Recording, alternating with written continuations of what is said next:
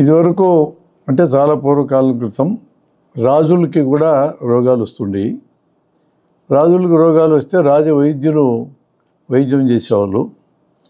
ఈ రాజవైద్యులు కొంతమంది రాజు దగ్గరికి వెళ్ళి, రాజా నీకు బాగా వైద్యం చేయాలి కదా మేము అని అడిగారు. అవును చేయాలి కదా, నేను రాజుని కదా అన్నాడు ఆయన. నేను అందులో విష్ణు అంశ సంభూతుని కదా, నాకు చేయకుండా ఎవరికి చేస్తారన్నాడు. మీకు బాగా వైద్యం చేయాలంటే మాకు బాగా వచ్చి ఉండాలి కదా అన్నారు.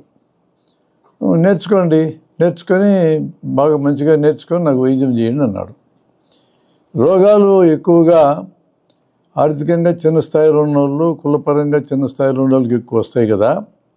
అప్పుడు అస్పృశ్యత అనేది చాలా తీవ్రంగా ఉన్న రోజులవి.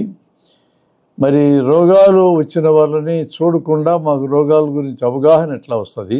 మరి మీరేమో తాకకూడదు, దూరం పెట్టాలి వీళ్ళని, రానియకూడదు, నీడ కూడా వాడకూడదు అని చెప్తా ఉంటారు కదా, మరి ఎట్లా చేయాలి మేము అని అడిగారు.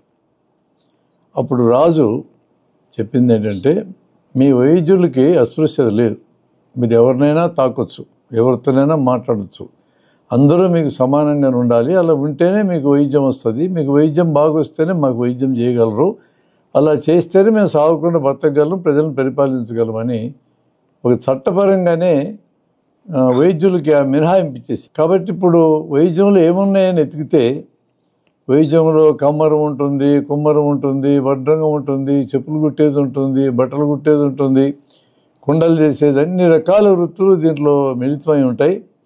అలాంటి ఒక కాన్సెప్ట్ మన వైద్య విద్యార్థులకి మెడికల్ కాలేజీకి రాగానే ఇవ్వాలి. వైద్యంలో టీచర్లు అనే